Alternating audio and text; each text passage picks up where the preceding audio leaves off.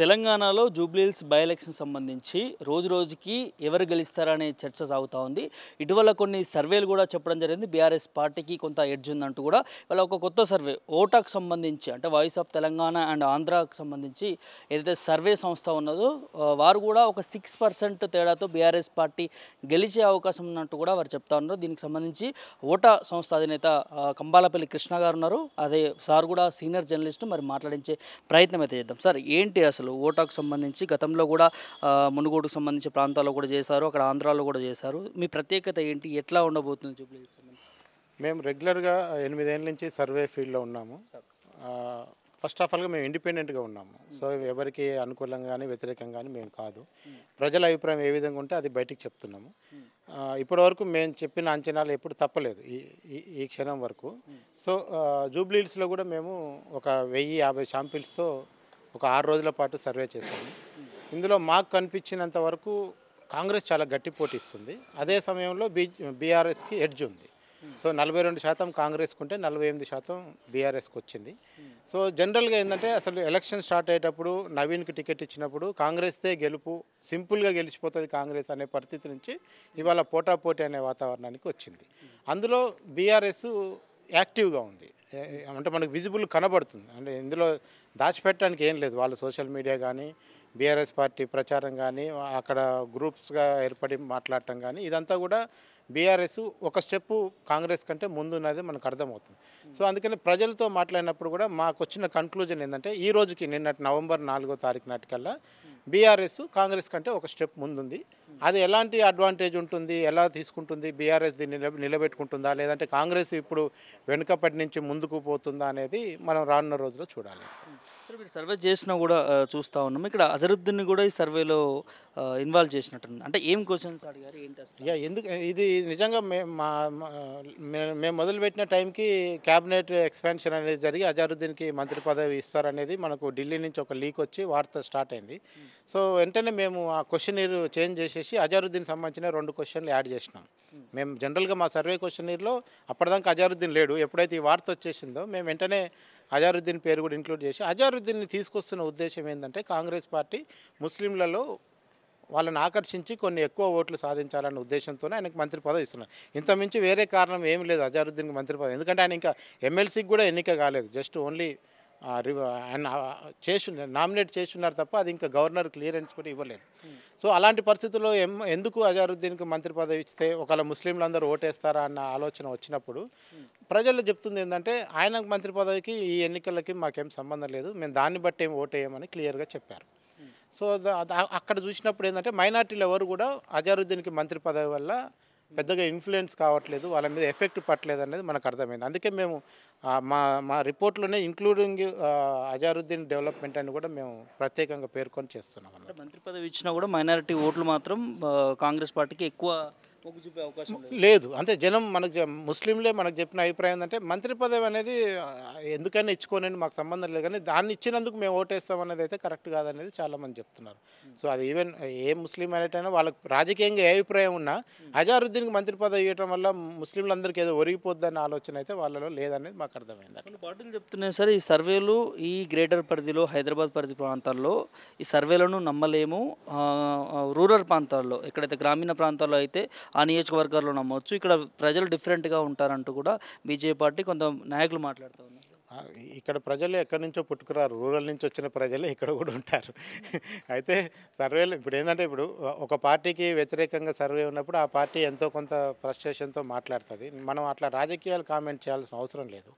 రెండోది ఏంటంటే సర్వే ఏమి సర్వజ్ఞం కాదు. సర్వే అనేది మూడ్ చెప్తుంది. సర్వేనే సుప్రీం అని నేను కూడా ఎప్పుడు అనను, ఇప్పటివరకు అనలేదు. ఎవరైనా అట్లా అనుకుంటే కూడా భ్రమ, అమాయకత్వం అవుతుంది. సర్వే ఏం చెప్తుంది అంటే ఈ వార్డులో ఉన్న పరిస్థితి ఏంది, ఏ పార్టీ ఈ రోజు వరకు బలంగా ఉంది. ఇప్పుడు మీరు నిన్నటి వరకు ఒక పార్టీలో ఉన్నారు, నా సర్వే అయిపోయాక మీరు వచ్చి ఆపోజిట్ పార్టీలో చేరారు, మీ బలవంతు ట్రాన్స్ఫర్ అయినట్టే కదా. నిన్నటిదాకా మీ డివిజన్లో మీ బలం ఈ పార్టీకి ఉంది, రేపటి నుంచి ఆ పార్టీకి పోతుంది. సో అంటే నిన్న నేను తీసుకున్న సర్వే ప్రకారం అయితే మీ బలం ఇటు ఉంది, రేపు అటు అయిపోయింది కదా. సో అందుకనే సర్వేలు ఏం చెప్తాయంటే మూడ్ చెప్తాయి. ఓకే ఈరోజు ఇలాంటి పరిస్థితి ఉంది. ఈ నియోజకవర్గంలో ఇలాంటి ఫలితం వచ్చే అవకాశం ఉంది. ఖచ్చితంగా ఇన్ని ఓట్లతో ఇన్ని సీట్లతో గెలిపిస్తామని ఎవరు చెప్పలేరు. సర్వేలు కూడా మూడ్ ఆఫ్ ద పబ్లిక్ని మాత్రం రిప్రజెంట్ చేసావు, కానీ ఇవేమి శాసనాలు రాయవు. సర్వే చేసే సంస్థల అధిపతులందరూ శాసనం రాసి ఇగో పలానోడు పక్క 22,600 ఓట్లతో గెలుస్తారని ఎవరు చెప్పలేడు. జస్ట్ మూడు మాత్రం మనం రిప్రజెంట్ చేయగలుగుతాం. సార్ ఇంకో అంశం, ఈ సర్వేలో అంటే ఏం మైనస్ అయిపోయింది, ఎందుకంటే వాళ్ళు అధికారంలో ఉంది, కాంగ్రెస్ పార్టీ అధికారంలో ఉండి అంతో అంతో పథకాలు కూడా ఇస్తున్నామని చెప్పుకుంటున్నారు, ఇప్పుడు మంత్రి పదవి కూడా ఇచ్చినారు. సో అధికారంలో ఉన్న పార్టీకి ప్లస్ ఉంటుందని చెప్పి కొంత సమాచారం చెప్తున్నారు. జనరల్గా బై ఎలక్షన్లో అధికార పార్టీకి ఎడ్జ్ ఉంటుంది. ఎందుకు ఉంటుందంటే ఆన్గోయింగ్ పథకాలు కొన్ని ఉంటాయి. రెండోది, రేపు గెలిచిన ఎమ్మెల్యే అధికార పార్టీ నుంచి గెలిస్తేనే కొన్ని నిధులు తేయగలుగుతాడు. ప్రతిపక్ష పార్టీ ఏం చేయగలుగుతుంది? ఎక్కడైనా అంతే కదా. రేపు బీఆర్ఎస్ గెలిస్తే మళ్ళీ పోయి ప్రతిపక్షంలో కూర్చోవాల్సిందే కదా. అధికార పార్టీకి ఉండే వెసులుబాటు ప్రతిపక్ష పార్టీకి ఉండదు. జనరల్గా ఏ బై ఎలక్షన్ అయినా అధికార పార్టీతో పాటు ప్రజలు సేల్ అయిపోతుంటారు. అది జనరల్గా జరిగే ట్రెండ్. అది ఎందుకు రివర్స్ అవుతుంది? ఇక్కడ రివర్స్ అని కూడా మనం ఇప్పుడే చెప్పడానికి లేదు. జస్ట్ 6% ఉంది. ఇప్పుడు కూడా 10% లోపే ఉంది. 15-20% ఉంటే మనం రివర్స్ అని మాట్లాడుకోవచ్చు, కానీ లేదు, అంత పర్సెంటేజ్ లేదు. టైట్ పోటీ ఉంది. సో అందుకనే సర్వేలలో వచ్చిన అభిప్రాయం కూడా ఏంటంటే కాంగ్రెస్ పూర్తిగా ఇంకేం ఇక్కడ వెనుకబడి లేదు, కాకపోతే బీఆర్ఎస్తో పోల్చుకుంటే వెనుకబడి ఉంది. బీఆర్ఎస్ చేస్తున్న ప్రచారానికి హంగామాతో పోలిస్తే కాంగ్రెస్ ఒక స్టెప్ వెనుకకుంది. ఎక్కడ ప్లస్ అయింది సార్ బీఆర్ఎస్ పార్టీ? బీఆర్ఎస్కున్న ఏకైక పాజిటివ్ అంశం ఏంటంటే క్యాండిడేట్ని ముందుగా డిసైడ్ చేసుకోవటము, క్యాంపెయిన్ని సమర్థవంతంగా చేయటము, కేటీఆర్ లాంటి నాయకుడు డైరెక్ట్గా దీన్ని డీల్ చేస్తుండటం. ఈ 3 విషయాలు ఖచ్చితంగా బీఆర్ఎస్కి పాజిటివ్ అంశాలు. ఎందుకంటే సీరియస్నెస్ అనేది కనబడుతుంది బీఆర్ఎస్ చేస్తున్న క్యాంపెయిన్లో. అది కాంగ్రెస్కి వచ్చేసరికి సహజంగానే సాంప్రదాయకంగా కాంగ్రెస్లో కొన్ని సమస్యలు ఉంటాయి. అందరూ మాట్లాడతారు, మీరు చెప్తే నేను వినాలా అనే పరిస్థితి ఉంటుంది. ఇట్లా కొంత తిరుగుబాటు ధోరణి ఉంటుంది, కొంచెం సమన్వయం లోపము జనరల్గానే ఉంటుంది కాంగ్రెస్ పార్టీలో. సో అందుకనే జూబ్లీహిల్స్కి వచ్చేసరికి బీఆర్ఎస్కి 1% అడ్వాంటేజ్ ఉన్నది ప్రచారంలో కానీ మేనేజ్మెంట్లో కానీ. కానీ కాంగ్రెస్కి అధికార పార్టీ పరంగా ఒక వెసులుబాటు ఒకటి ఉంటుంది. అది పోల్ మేనేజ్మెంట్లో కానీ రేపటి నుంచి జరిగే ప్రచార వ్యూహాల్లో కానీ ఓటర్లను ఆకర్షించే విషయంలో కానీ కాంగ్రెస్కు అధికారంలో ఉంది కనుక డెఫినెట్గా ఒక అడ్వాంటేజ్ ఉంటుంది. అది కాంగ్రెస్ వాడుకుంటుందా లేదనేది కాంగ్రెస్ యొక్క కార్యాచరణ మీద ఆధారపడి ఉంటుంది. సార్ మీరు హైడ్రా విషయంలో అక్కడ టచ్ చేయడం జరిగింది, ఎందుకంటే జూబ్లీహిల్స్కి సంబంధించి ఎక్కువ ప్రాంతంలో కూలగొట్టిన ప్రాంతాలలో అదొకటిగా ఉన్నది. సో అక్కడ ఎట్లా ఇంపాక్ట్ పడింది గవర్నమెంట్? ఖచ్చితంగా హైడ్రా అనేది ఒక బ్యాడ్ ఇంపాక్టే ఉంది కాంగ్రెస్ పార్టీ విషయంలో. ఎందుకంటే వాస్తవానికి హైడ్రా అనేది నేచరు పరిరక్షణ విషయం ప్రకారం చూసుకుంటే హైడ్రా మంచిది నా ఉద్దేశంలో. చెరువులను ఆక్రమించిన చెరువులను తీసేయటం కానీ అక్రమ కట్టడాలు వీటన్నిటిని కూడా మనకు ఒక బర్డెన్ హైదరాబాదు జీవితానికి. అట్లాంటి వాటిని తీసేయటం మంచిదే. కానీ ఇక్కడ హైడ్రా జూబ్లీహిల్స్ విషయానికి వచ్చేసరికి కాంగ్రెస్ పార్టీకి వ్యతిరేకం అవుతుంది. ఎందుకంటే కొన్ని అనాలోచితంగా పేదలై కూల్చేశారు, టైం ఇవ్వకుండా కూల్చారు. పెద్దోళ్ళకేమో టైం ఇచ్చారు, పేదోళ్ళకేమో టైం ఇవ్వకుండా శుక్రవారం సాయంత్రం కూల్స్తే శనివారం ఆదివారం కోర్టుకు పోయే పరిస్థితి కూడా లేకుండా చేశారు. ఇట్లాంటి ప్రజల మైండ్లో పడ్డాయి, ముఖ్యంగా మహిళల మైండ్లో పడ్డాయి. మా దాంట్లో వచ్చింది కూడా అది. హైడ్రా అనవసరమని 37% మంది చెప్తే పేదోళ్ళకు నష్టం చేస్తుందని 33% మంది చెప్పారు. సో ఖచ్చితంగా హైడ్రా ఇంపాక్ట్ అనేది జూబ్లీహిల్స్లో పడుతుంది. అది కాంగ్రెస్కి తెచ్చే వ్యతిరేక ఓట్లు హైడ్రా పాత్ర కూడా ఎంతో కొంత ఉండబోతుంది. గ్యారంటీల పరిస్థితి సార్ ఏమంటున్నారు? ఇప్పుడు ఆన్గోయింగ్ స్కీమ్స్ అని ఇప్పుడు ఆర్టీసీ అనేది ఒక మహిళలు సక్సెస్ఫుల్గా వాడుతున్న స్కీము, ఒక ఆర్టీసీ బస్సు ఉన్నది. మిగతా 6 గ్యారంటీల్లో ఎన్ని వస్తున్నాయి? 200 యూనిట్ల కరెంటు విషయం కానీ, మిగతా మహిళలకు ఇస్తాన 2,500 విషయం కానీ, ఇట్లాంటి కొన్ని పథకాలు జరగట్లేదు. రెండోది, గతంలో బీఆర్ఎస్ ఇచ్చిన వేటిని కూడా ఇప్పుడు కంటిన్యూ చేయట్లేదు. సో అందుకనే government welfare schemes development angle ఒక పద్ధతిలో చూసుకుంటే గత ప్రభుత్వానికి ఈ ప్రభుత్వానికి కంపేర్ చేసుకుంటే మాత్రం ఎక్కువ మంది మళ్ళీ బీఆర్ఎస్ఏ బాగుండే కదా అన్న స్టైల్లో మాట్లాడుతున్నారు. అట్లా ఫైనల్గా ఏం చెప్తారు సార్? ఇక్కడ బీఆర్ఎస్ పార్టీకి సంబంధించి 6% ఎడ్జ్తో ఉంది అని చెప్పి మీరు చెప్తా ఉన్నారు.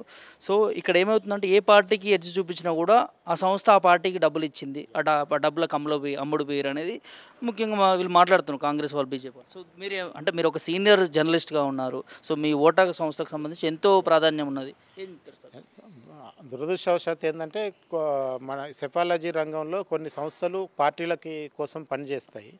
మనం గడిచిన 2023 ఎన్నికల్లో కూడా ఒక పార్టీ అద్భుతంగా గెలవబోతుందని కొన్ని సంస్థలు ప్రెస్ మీట్లు పెట్టి చెప్పాయి. అది జరగలేదు. అంటే కొంత పార్టీతో ఉన్న అనుబంధం రీత్యా కూడా కొంత ఒత్తిడికి గురై కూడా కొంతమంది చెప్పొచ్చు. సో అందుకని ఏంటంటే ఇప్పుడు ఇప్పుడు నేను కూడా గతంలో ప్రతిసారి చెప్పినప్పుడు నచ్చని వాళ్ళందరూ నన్ను తిడుతూనే ఉంటారు, లేదంటే నువ్వు వాళ్ళకి అమ్ముడు పోయాను అనొచ్చు. ఇప్పుడు నేను ఫేస్బుక్లో పెట్టాను, కింద ఫేక్ సర్వే అని ఒకరు వాళ్ళెంత ఇచ్చారు వీళ్ళెంత ఇచ్చారని నాకు కూడా కామెంట్లు పెడుతున్నారు. సో నేను అవన్నీ పెద్ద లెక్క చేయను. ఎందుకంటే ఇండిపెండెంట్గా పనిచేసి మనం పబ్లిక్ మూడ్ని ఇలా ఉందని చెప్పడానికి మేము ఫస్ట్ నుంచి కూడా ప్రయత్నం చేస్తున్నాం. ఖచ్చితంగా ఇప్పుడు ఇప్పటివరకు నేను రాంగ్ కాలేదు, ఇది నాది రాంగ్ కావచ్చు చెప్పలేము. ఇప్పటివరకు నేను ఏ సర్వే కూడా నేను చెప్పింది ఏది కూడా మిస్ కాలేదు. ఇది అయినా కానీ నేను ఆశ్చర్యపోను అంటున్నాను. ఎందుకంటే మనకు ఈ రోజున్న మూడ్ని నేను ఇట్లా అంచనా వేస్తున్నా.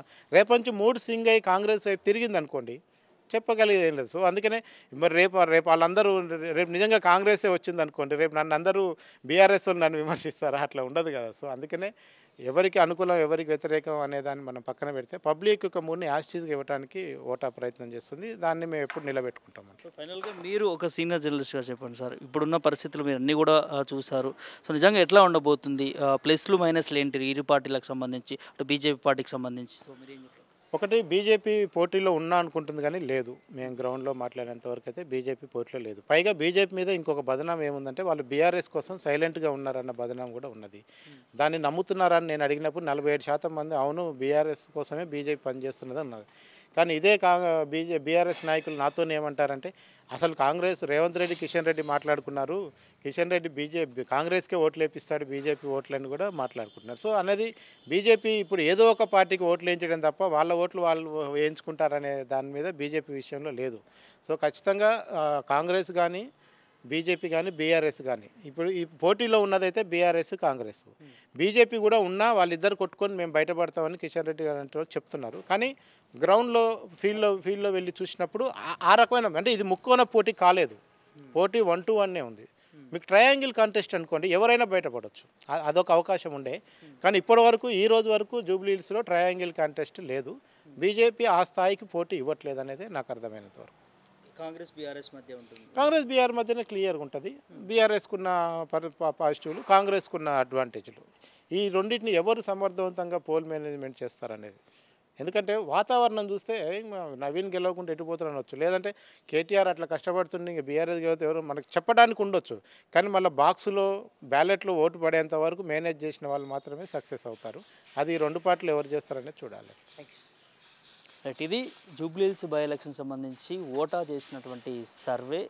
ఏదైతే ప్రభుత్వం మీద ఉన్నటువంటి కొంత వ్యతిరేకత, ఇటు హైడ్రా కావచ్చు, అటు సంక్షేమ పథకాలు కావచ్చు, సో అదేవిధంగా ఇప్పుడు మైనారిటీలకి మంత్రి పదవి ఇచ్చిన దానిలో కూడా ఓటర్లు చాలా తెలివిగా రియాక్షన్ ఇస్తూ ఉన్నారు. సో ఖచ్చితంగా ఇప్పటివరకు అయితే ఉన్నటువంటి సర్వేలో ఏదైతే బీఆర్ఎస్ పార్టీకి ఒక 6% ఎడ్జ్తో గెలిచే అవకాశం ఉన్నట్టుగా ఓటా సంస్థ సర్వే చెప్తున్నటువంటి అంశాన్ని చూస్తూ ఉన్నాం. వీడియో జర్నలిస్ట్ శోభతో ప్రభాకర్, మిర్రర్ టీవీ, హైదరాబాద్ నుంచి.